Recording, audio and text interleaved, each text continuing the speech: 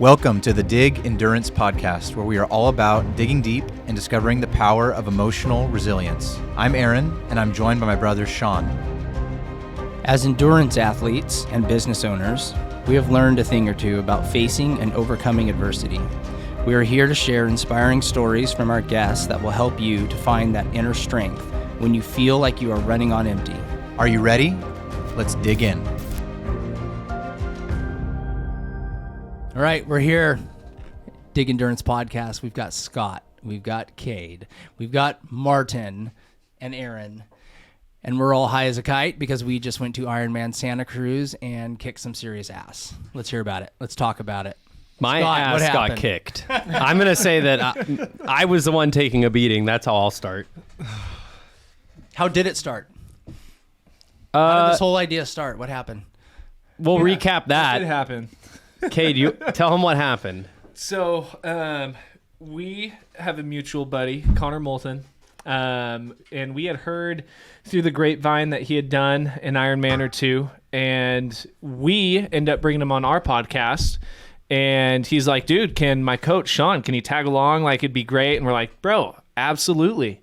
So we're on that podcast back in January or February maybe of this year, and you know, we wrap it up. We hear about Connor's story with his races. We hear about you and your story and some of your races that you've done. And at the end, you guys basically peer pressure us and hold a gun to our head to sign up for Ironman Santa Cruz. So the promise was that if we signed up on the spot, you'd coach us for free and you'd make sure that we finished the race. That was the requirement. That was like the closing pitch. And that's how we got here. But we posted on social media because we were saying we wanted to have people do it with us. And then, Martin, how did you find out? Dude, Martin was in the group text like an hour later. Yeah. I was picking up my son from school, I don't know, maybe like 4 hours later. Here's Martin. So I'm like, dude, what? And then there's Martin bringing me McDonald's the day after my surgery. Don't even know the guy. You want some McDonald's? He's like, sure. I was like, okay. What a guy, right? That's the hug thing, right? You just got to give him a hug. Yeah, That's it. So yeah, I saw your post and then just decided to sign up because I was On the spot and sent the confirmation to us, and he was What's added to the another group race? chat. It was thinking in my mind for a while because I'm riding and I'm running, but I don't swim at all. So I was like, oh, that would be a great challenge to meet this guy and develop friendship and also for you as well. And then it was great experience, training and we'll going through all that stuff. We'll have to talk about your lack of swim experience and how that translated into the Ironman race last weekend. I was building up mentally. So ended up swimming laps in the pool on a weekly basis and kind of got the distance down. I was like, okay, I'm confident. Went to the ocean and then just tell you everything disappeared. All my swimming skills just went out the door. Open water is very different. I hate it too. Yeah. It was a beast, dude. Like, even Scott and I, we came from swimming backgrounds, like 8+ years of swimming experience, and Distance swimming. and distance swimming too. Like, and it was a whole nother animal. There's a lot of components. Like for me, I think mentally, my first one is that you just feel like a hamster in a wheel. For me, I feel like I'm going nowhere in open water. That's the first hard thing that I had to get used to that I don't think I've ever Didn't one gotten of you used to. say that? Who said they felt like I was going nowhere? It does. Yeah. It really does. Feel like Either you're going you or Cade said that. Like I wasn't moving. No, I felt like I was moving. I just knew I was moving left to right to left to right to left to right. Yeah. Zigzagging. And then I just frankly hate the fact that I'm just scared to death of open water. I hate sharks, gators, whatever. Did that play an effect for you guys? I thought it would play an effect for It me. still is for me. But once I was in the water, I couldn't see anything anyways, and I was like, I just kind of kept swimming. My last half Ironman was in the False River in Louisiana, and you see the snakes, you see the gators, like they're in the water.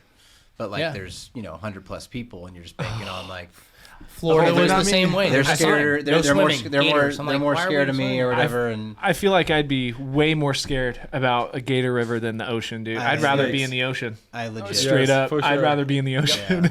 I legit hate that stuff. But Louisiana, Mississippi water is just straight now. yeah, Freaking disgusting. That sounds horrid. Okay, so you guys got peer pressured.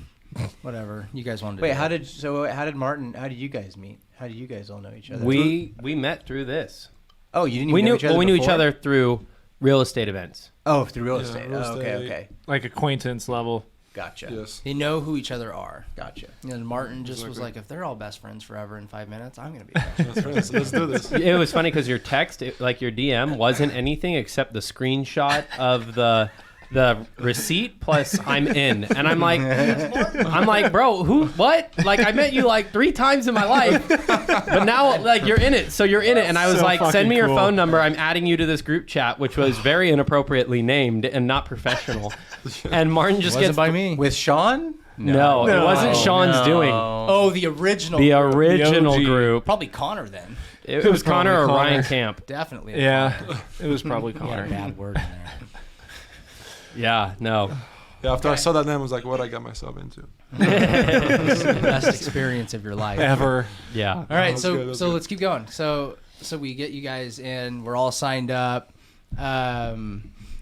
You kind of like organized your life structure for a month or two before we started implementing like We had to some buy base bikes. stuff. Cade and I didn't even have bikes. Oh yeah, we did. Yeah, that's I had to right. find a bike. Brought them to my house. We looked at them. All kinds of good stuff, right? Okay, so we got it all settled. Let's talk training for like 5 minutes. How it looked for you and what you guys did and how you felt. Started so like comfortable and easy that I was like, oh, this is going to be a walk in the park. And it didn't really get crazy hard until the end when it was those early morning rides, like consistently. Like at the end when we were getting to the 2-hour rides plus, you know, workouts after during the weekends. And then during the week, I mean, because of shin splints and stuff, I was doing all bike. I was looking back, dude, I was doing like 200 miles a week. And I didn't even own a bike before. And so at the end, it was pretty tough, but it was fun to check the boxes. I think Cade and I talked about how fun it was to like, it was like a game to see who could check as many Yeah. boxes. Yeah. Or add boxes. I'm just kidding. Yeah. I don't even I'm not even gonna comment on his No. boxes. There'll be like No. 9 boxes. Tennis training, blah blah blah, yoga. And I'm Yoga, like, this guy 3 must have the most 3 high tennis level workouts. mobility of any human. Fighting the holy war. Like Yeah. just Trying to anything. survive. Oh, I need to wait 4 days to run. Like, no, you don't, dude. Just go run. I was just maintaining mostly because of all the training Yeah. that we've been doing, and tennis is my job, and I'm on the court Yep. a lot. So, and then coming from like a hip injury, supposedly I have some kind of autoimmune disease that inflames my joints and my hips. So, before the 50K in Bryce Canyon, I was not able to run. I was almost barely able to walk. So I was like taking ibuprofens just to Yeah. decrease the inflammation. And like 3 weeks before the 50K run, I was like, okay, well, let me just, start running. So I started running, did that race. And then after that, it's just kind of thing loosened up. And then, stretching and ice bathing and kind of helped me, kind of just decrease the inflammation in my hips. And here we are. Yoga. Yoga, I see the yoga yeah. workouts Yeah. So it helped a lot. every night. Yeah. Smart move. Literally, I saw it. It popped up on Strava the day of. Like Yeah. we got home at like 7 p.m. Yep, I and saw that 7:30 too, is Martin's dude. yoga workout for an hour and a half. I'm like, holy shit. Dude, I just wanted to get out of the car. Holy cow. I didn't even do anything. All Oh, dude, I know. right. Dude, it was like a gradual increase. I think in the beginning we kind of had that, just like that high at the like that excitement, right? Because it's like, oh, dude, Coach Sean's loading workouts. Like, dude, we're slowly introducing track days where we get to run with Aaron and some of the guys with Dig who are training for, marathon in Boston. And dude, it was the same with Scott. I think that gradual increase, like it was fun, but then that excitement kind of wears off, and it's like the discipline kicks in because the motivation's not there.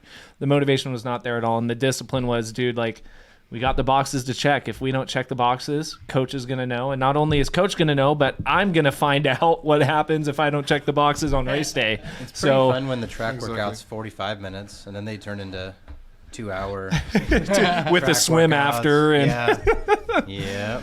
but it was not. It was fun, dude. I think we were talking at the end, like it was the process of training that led to the race. I think it was the journey of all the training and having all the guys, just having other people around you and having that fun training on Saturdays with group rides and just being together, like, and shooting the shit and getting Yep. stuff done. Yeah. He sounds so fruity. Yeah. He is. He is. In general. He's one to talk. He knows. Sounds like himself, anyways. Isn't that why we're all together? Yeah. How else would you put 8 guys in a room? Oh yeah. Sorry. So all right. So training. So let's just go through the whole thing. Kind of similar how we did earlier. Let's the way we got to the swim, what happened, and then how that laid out the rest of the day for you guys. And you doesn't have to go in any order. I mean, we can just chat. I'll go first, I guess. So getting sick before the race was a big mind issue. I was like texting you, and you were like, "Dude, it doesn't matter that you're sick. You're doing this race." You remember that? Yeah, of course I do. And I was just like, I was kind of like, "Oh, this is a way out. Like, I could just say I'm sick and like not do it." It wasn't that I was concerned about finishing, but I was like, "Oh, what if I don't finish my time? What if I, underperform?" It was the fear of putting myself out there where I could fail, I think. But we got there, day of the race. I felt pretty good. We all went up together to the front of the swim. And like when the cannon went off and we jumped in, like I just felt immediately demoralized when I hit the water. Like being sick, the cold just was totally different. I was coughing, got dizzy, got confused. With the tinted goggles and out-of-date prescription contacts that I hadn't worn through any of the training, the swim was just really confusing. I wasn't feeling like bad, but was frustrated because I couldn't swim straight. And so like I'm with all the fast guys swimming in a straight line, and then I'm the guy going out left and then out right, and seeing all the people passing me and being like, dude, I'm the first dude in the water and I'm fast. Why are they passing me? I have to be going so slow. It just became a head game, and I was telling them, like, I did backstroke for a good chunk of it just to try to see where I was going behind me. But once we got to the end, like, I felt okay. Like, I was not super tired, but I was demoralized. You could see me zigzagging. It's so funny the different perception I have when like these guys come out. They're literally the first like 30 people out of the entire race. It's crazy Even though. At the end, but he's demoralized from his swim. Probably because it's what he. 4 minutes faster than any swim. But probably because he's used to like what he swims normally. I guess. Well, in Like, training, what dude, the how heck many are you times even did you talking see about? pool swims at like 112, 114? Yeah, I questioned pace? you guys. I said I think your watches are messed up. I know. And then, We're they were no. both doing it, and then it was consistent. I'm like, Okay, they're just fast. okay, I guess they actually swam. I mean, you guys are faster than anyone I've ever swam with. It was very weird. I thought something was going to happen on race day, and it didn't. They came out in the front. See, my mindset usually after the swim, I'm not even looking much at my time. I'm just like, that's done. Let's go. That's where I'm at. Good transition, you. Martin. That How was did me. it go? That's where I'm at with the was swim. me. To me, I know it's going to hold me back. It's going to hurt me. And then once I'm done with it, it's just a win that I got done with it. And now it's bike and run time. Yeah, that's same. like my Dude, mentality. I'm still the same way. I'm like, it's over. I was like that, The race 'cause, like- is going to be fun now. I pretty much learned how to swim in the pool like 2 or 3 months prior to the race, Are right? you just like in the ocean? Or like- no, tell Yes. us. So I was like, Let's hear it. so I had that mental build up. I was like, okay, sharks, blah blah blah. That doesn't matter. I guess at the race day, I was like, I totally forgot about those, animals that can approach you in the water. But I was like, okay, well, there's like 2,000-3,000 people around me. Okay, there's a water. It's not like crazy waves, but it's gonna be dark when I look down. There's not gonna be any line, right, that tells me where to go. So then I run to the water, run. I hit the water, I hit the wall pretty much, and I just started sprinting. My heart was like 180, 190 probably. And then I panicked and I started breaststroking. I was like, I need to get my breath in order. Calibrate, yeah. Right. And then I was like, and then just my whole body was in shock. I started getting so tired. I was like, okay, I think I'm just going to quit. I think I'm done. And then, obviously everything else, the training and the bike later and the run later kind of kicked in. And I was like, even if it's going to take me an hour and a half, that's fine, whatever. I don't care at the time at this point. And then I just kept going. Everybody's asking me, bumping into me. It's like, are you okay? Are you okay? I'm like, yeah, I'm okay. I'm just trying to get the breath. I just going, hate this. I just hate this. Leave me alone. Yeah. And then even like the sea lions going, oh,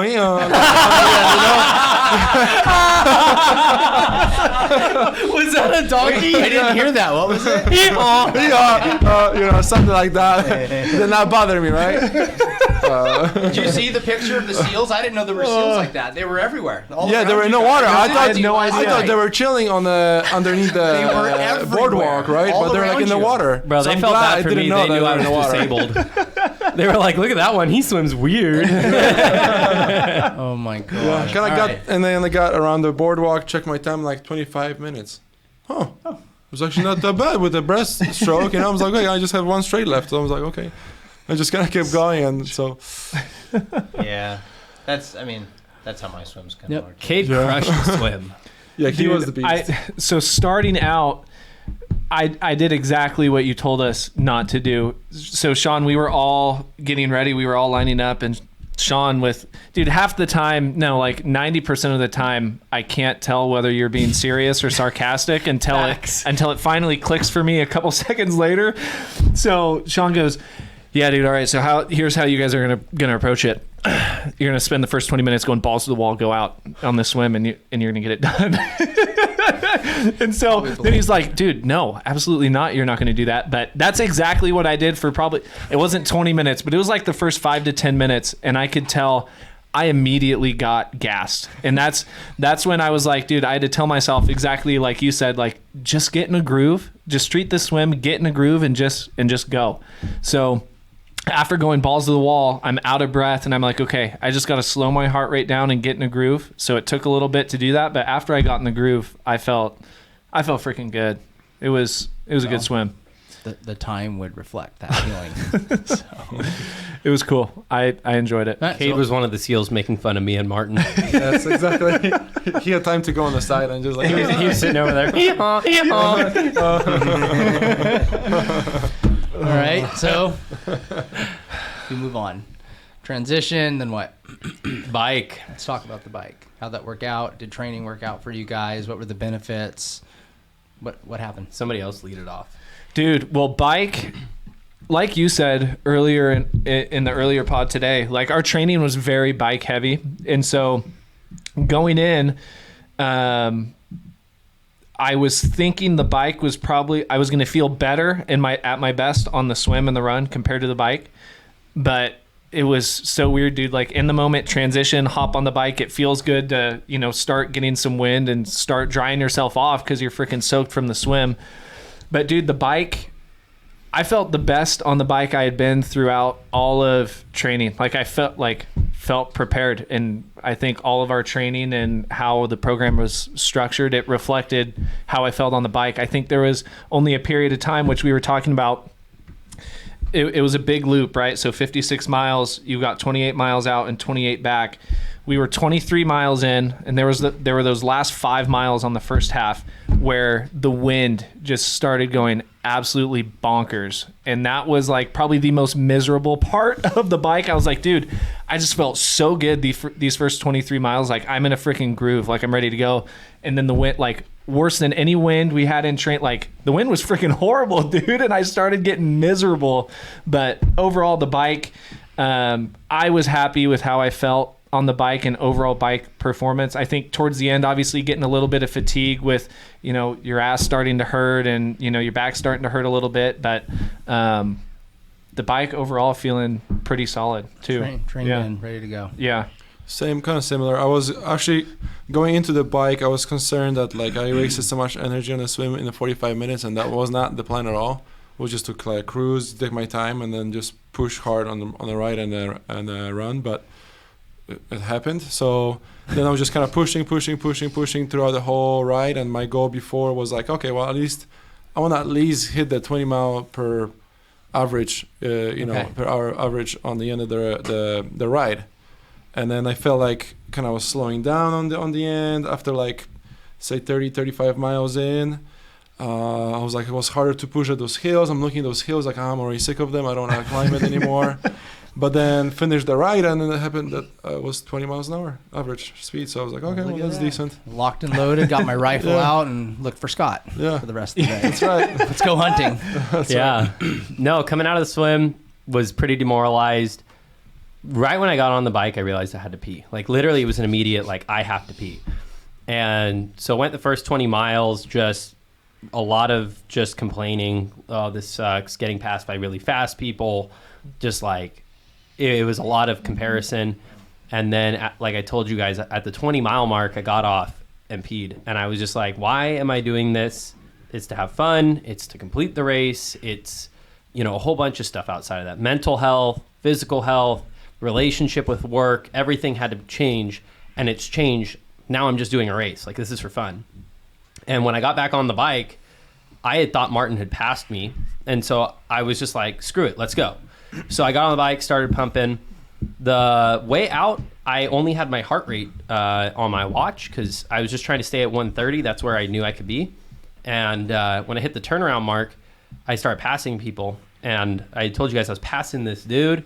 He was like complaining about the wind. And it was the first time I realized like we had a lot of headwind. Like I didn't really think about it.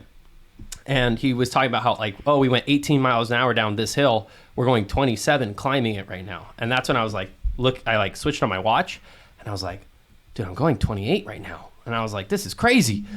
And so I think the wind must have helped me because when I passed you within the first few miles of the turnaround, right? Like you and I crossed each other. So I must have been getting that gust of wind behind me when you were having it in front of you. But then I was like, oh, like I can catch Martin. Like, let's do it. So I kind of like got in my aero bars and I don't know what happened. I was just cheering people on. And then every person that I saw like out on the distance, I just said, okay, I'm going to catch that guy. And so my average on the way out was pretty slow. But then on the average on the way back, there were stretches I was doing 22, 23, 24. And like when I was towards the end of the ride, I was passing more people. And I was like savage. And then the last few miles, I really started to like chill out and got a little opportunity to kind of let my legs rest. But jumping off the bike, neither of these guys had this experience. Jumping off the bike, I tried to start running immediately and had sea legs and like literally almost fell. And the guy in front of me did the same thing. And so we walked kind of right after you got off the bike, we walked like that 30 feet to get to transition. And then once I got into transition, I was like, if I fall on turf, that's different. So I kind of started jogging. And then put up my bike and was like, okay, I'm good. That was the real thought. There's a lot of people that fall when they come off, especially. Cade, what did you do like on that little corner? What did you do in transition, Cade? Yeah, so Let's talk pee. I hop off the bike, dude, and the last 10 miles of the bike, I had to piss like a sailor, dude. Like I had to go, and I remember Sean, like during our race prep, we're all talking. He's like, "Yeah, dude, if you got to go, just go. Like I can do it on the bike, but here's what you do: you just got to like find a spot and just coast and just let it flow. One leg down, let it go. One leg down. I was the only person who took that seriously, and both of them made fun of me for considering it. Not gonna happen. And dude, I'm like, the crunch time, like 10 miles left in the bike, and dude, 10 occurrences, like more than 10 occurrences where I try to do exactly that. Like I put a leg down and I'm like, come on, go. People are watching. Go. And my body just won't do it. And I have to pee so bad, but my body won't do it. And I'm literally like cussing myself out. I'm like, dude, you get the fucking pee out. Like, go. But it didn't. So I come up and I rack my bike and I'm like, dude, here I am in transition. I'm going to let it flow. I'm changing out my pair of shoes and it's just going. It's flowing, moving, grooving, flowing, and I'm changing out my shoes, and I get up and do a little shake, and I go. Right? That's right, yeah. 30 seconds. 30 seconds to run with a soggy diaper. That's right. Yeah. Dude. That's the best part. All right. Not the best part. So the swim was easy. The bike was easy. That's all I've heard so far. Okay. Super. Now about the run. Let's talk about like hunting season. Yeah, I'll lead it off here. Whatever. I had no clue where I was at. Predator Martin. I knew where I was Monster. at in terms of like the group, and I knew that the leaders were already way ahead. They're probably done with their run already. And I was like, but Martin's still in this group. I could catch him. So I peed at transition, not on myself, in a porta potty. And then I start jogging out, and all these people are sprinting past me.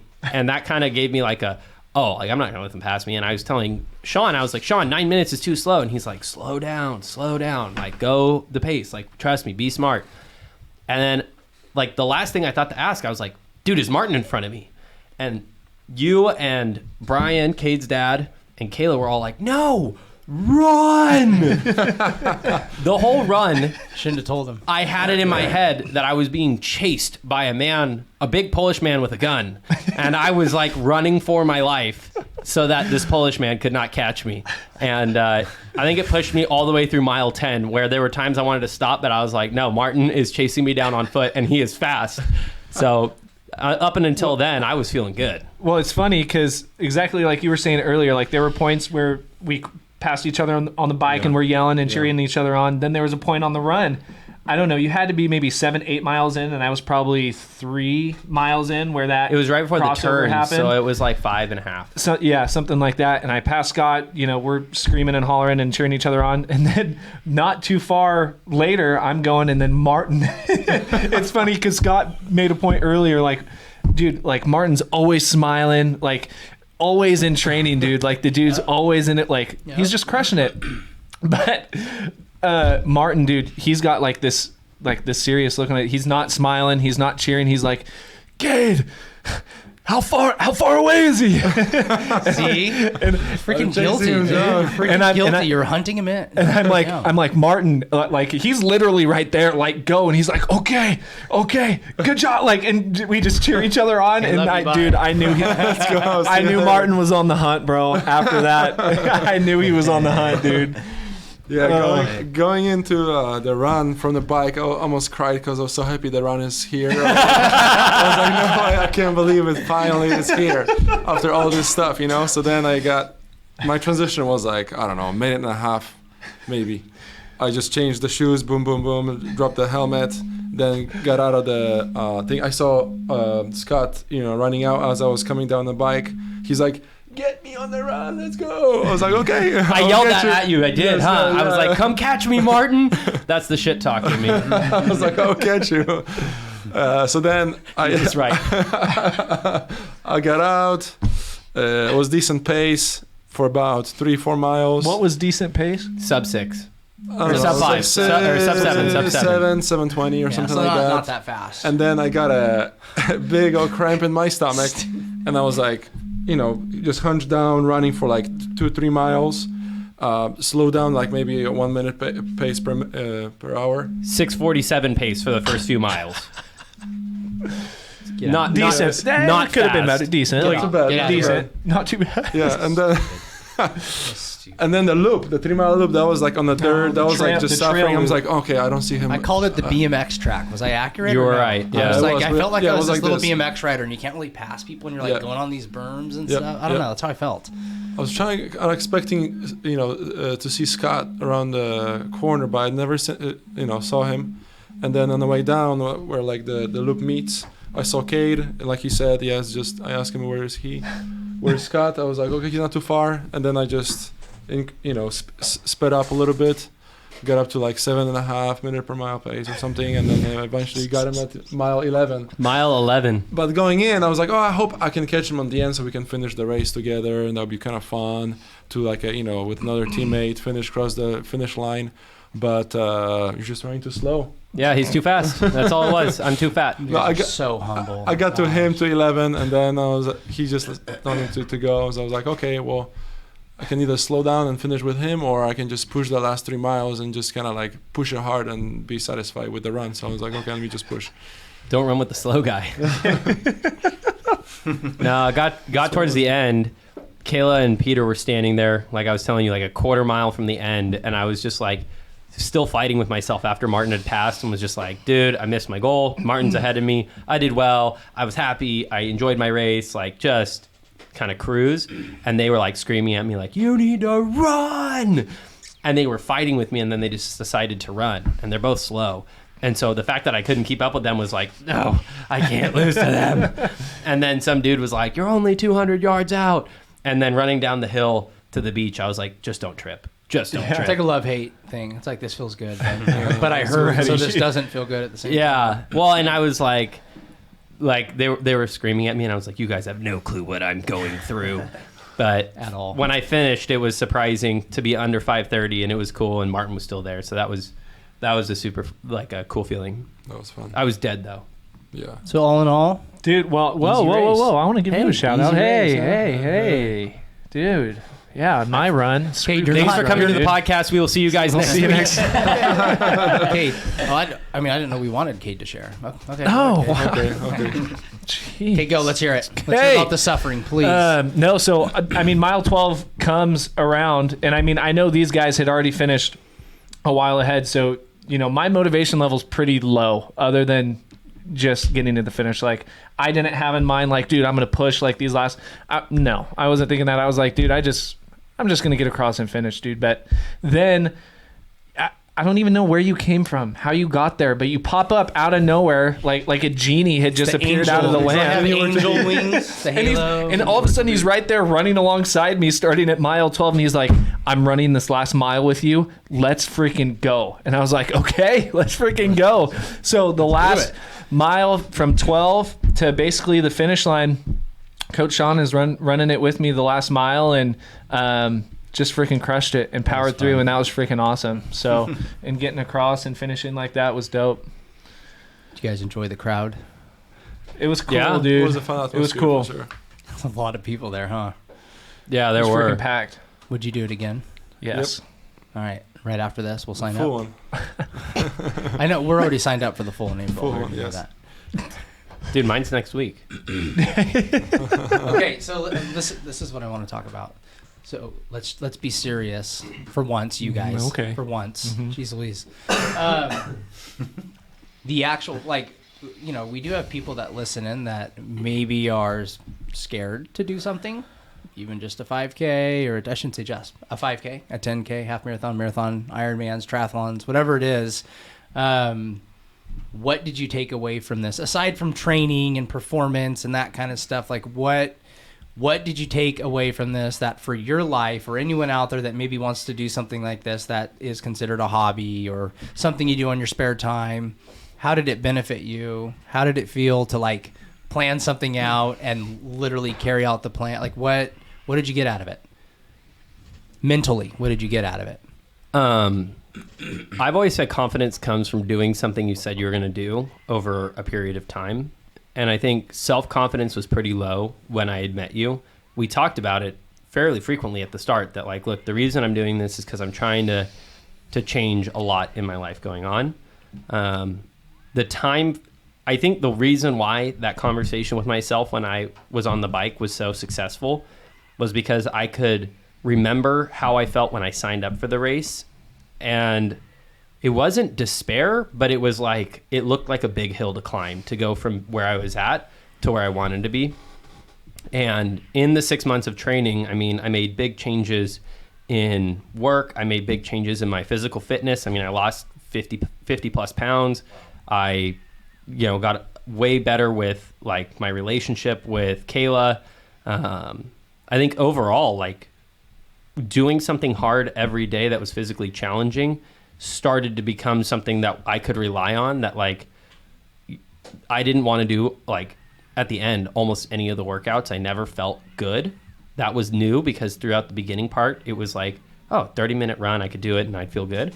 Towards the end it was like, dude, this is gonna be 4 hours of my Saturday morning. I have no Saturday now. I lost the whole weekend, one weekend when I bonked. And I was like, this is terrible. But it was the consistency of checking the box when I didn't want to that then became like at work when I didn't want to go to these certain things that normally I would have skipped out on. I was going to them, going the extra mile at home. Like, I became more involved. I think that all played a part. And so during the race, it was like, dude, you did this all just because you were trying to get better as a person, and the race outcome is just for fun. So I think that was it for me. I agree with that. I feel like especially when you start and you feel embarrassed because like your friends or your family, they're not doing the things that, let's say, you want to pursue. Like secretly you've been watching some Instagram stuff and you're like, oh, this person is running these races, it's so inspiring, but like nobody around me is doing that. Like, what's the point? And it's like, no, actually, first reach out to people that have done that, or like a coach like yourself, and that can give you, let's say, focus. Instead of focusing on the distance, focus on the time. Like, hey, I'm just gonna run for 10 minutes and then walk the rest. I'm gonna walk, run for 20 minutes, 30 minutes, and then I'm gonna walk the rest, or whatever the time limit you want to do. And then as you progress, you're gonna get better. You're gonna get the confidence from those workouts, and then secretly, your friends and your family might be getting inspired from your actions that you're putting in, and then you might inspire them, and then there's something good might come out of it, like not just you improving your life through fitness and achieving the things that you wanted to do, but also others are being motivated, and which has happened to me on multiple occasions, where I have my wife's cousin who had a back problem, and I just kind of helped him with structuring the stretching routines and everything else. And we went on vacation, and I ran for like 5 miles, and he's like, he ran for a mile or two, and he's like, how the heck is he running 5 miles right now, right? On the vacation. And then we're going to go on a hike, and then we're going to do this hike. It's like, what's going on, right? And then all of a sudden, by me helping him out, he lost, 30, 40 pounds, and now he's signed up for a two-city marathon, and now he's going to do 100K in December and all that. So it's just, and obviously staying consistent with training, and that if you take care of your health first and your body, then your mental health is going to be taken care of as well. So really Can I tag on to that real quick? I was going to share this with you guys. Dude, Thank you. The VAs on our team watched my Instagram stories. I guess they all stalked me and watched the Instagram stories this weekend. Of a group of 6 people, guess how many rode their bike this weekend in the Philippines? Oh, in the Philippines? Yeah. I don't know. All of them. 4 of them. 4 of them have not done any physical activity, and they all were like, we watched your Instagram stories, and we texted, and we all rode our bikes together. And I was like, that's kind of cool. That's cool. Yeah, That is cool. that's how it works. It's freaking You awesome. never know what dude. that's going to turn That's into. awesome. Yep. The biggest takeaway, honestly, I think for me, and it clicked after finishing, like after that one, that sense of kind of euphoria, like right after crossing the finish, was like finding beauty in the process, like in the grind. And like we've preached it on our podcast in a real estate sense, right? Like, hey, if I just get to the point where I've made 6 figures, or I'm closing X amount of deals per month, right? Then I'll feel different, or I'll be in a different spot. But it was a sense of reflection for me to be able to go back and look, like really all the fun and all the takeaways were from all of the training and all of it was in the process itself instead of the race, right? And finding the right group of people to surround yourself with, right? And work towards this common goal with each other. And so, after that sense of euphoria, wore off, it was like, dude, like, like the past like 7-8 months just kind of like fast forwarded through my head, and I was like, dude, that was the result of all of those 7 or 8 months. And like, it was just like a crazy kind of mind grasp for me to say, like, okay, We did it. that was there and we did it. Like, dude, what a cool freaking journey. But like, what's, kind of like, what's the next thing on deck? Oh, well, I just said we'll figure that out. Or figure it out. As soon as we're done.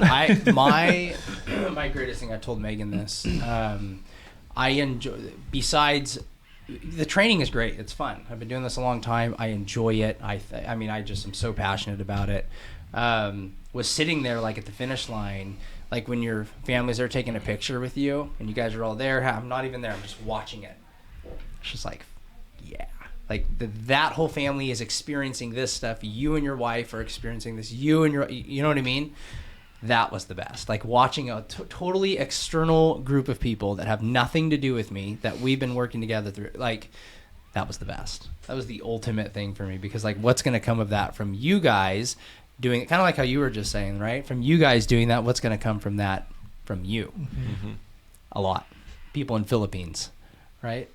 That was the best. That's freaking awesome, dude. Or how about inspiring your own wife and her deciding to run half marathon Absolutely. in the mountains with me in the next month? Absolutely. Or, Yeah. to see marathon. Kayla started 75 hard in the middle of our training, and I was like, bro, you hated on 75 hard a year ago when I did it. Yeah. And she was like, well, you're doing all these workouts. I want to get in shape. Didn't you do that? Did you do 79? No. And I never did it either. no, but I mean, like, it didn't take any conversation. I think just the example, and I think it's that whole thing of preach often, sometimes use your words. If you talk about, everybody should be getting into shape and take care of their body, it's less impactful than if you're doing it yourself and you're just doing it and posting it just to encourage. This was impactful. This was an impactful process, experience. I met tons of new people. The whole thing was just a win. Dig had its first big event. Is that its first event where it's branded, represented? It is. Dig's Yes. founder, Freaking- Aaron came up with this idea that we should have a team, and I'm like, gosh, okay, you know.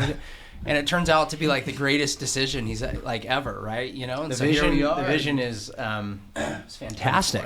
well, we're like you guys. We're still building up a lot in our businesses, and it takes just so much time. And so, part of the battle, of course, is just trying to find, you know, the time and the energy to do everything we've been discussing on top of building a business and managing employees and all those things. And but my hope is, hopefully, going into next year, that we can assimilate things enough with people we're working with and training up and things we're building up, that we can have more coordinated efforts to do more team events and team training. That's what we want to build toward. It's just This is a good start. It's just taking Absolutely. it's just taking time. So we will get more intentional, I hope, by the end of the year, by the start of next year, where we can, like, you know, as a team, pick out events and bring the track Wednesday is good, but like it'd be nice to have like 2 or 3 days where we could like crisscross training a little more and things like that. So I had so much FOMO. Last thing I'll say, I had so much FOMO when I got home. Like Sunday night, that's why I was sending you guys a stupid India. I'm like, all I gotta do is argue that one with Megan. Yeah. That's all I gotta do. I'll go slow. I don't care. But I'm like, I gotta freaking do this. Yeah. I've been back at it. I'm like 4 days in. I'm good. I'm putting it on the record. I put out an idea, and now it's going to be recorded, that Dig should just do a Olympic distance triathlon with its own athletes, and winner gets to pick the charity that we all pitch into. Oh shoot. So everybody pitches in, I don't know, a couple $100 or whatever we can afford, and then it's a friendly competition within the team. Everybody in Dig can do all 3 disciplines for an Olympic distance. Easy. Get out there, we do go. it up at Shaver, Millerton, wherever. Winner gets to pick the charity the money goes to. And done. We can do Martin, that one time. start Bingo. thinking about where you're going to give I your money. was just let's let Martin, the golden heart boy. I already started swimming 2 days after the race. Come on. Good stuff. Sweet, awesome. Aaron, do you have anything else to add? This is 10 out of 10, you guys. I just Absolutely enjoyed- love everything about this. Love you guys. We are just. This was just great. I don't have No, it's nothing a else good. to I think add. it's a good example or demonstration of why we tie mental health and then like the endurance training together. It's for this reason. Now, you know, they've highlighted the things of how, you know, the endurance racing and training connects with the, you know, building up of your ability to be able to navigate difficult and challenging things. And once you've done it, like you said, then it's like, I want to keep doing Let's it. do more. Yeah. For sure. So it's Let's good. do more. That's what it's Thanks, about. guys. Thank you guys. Thank you.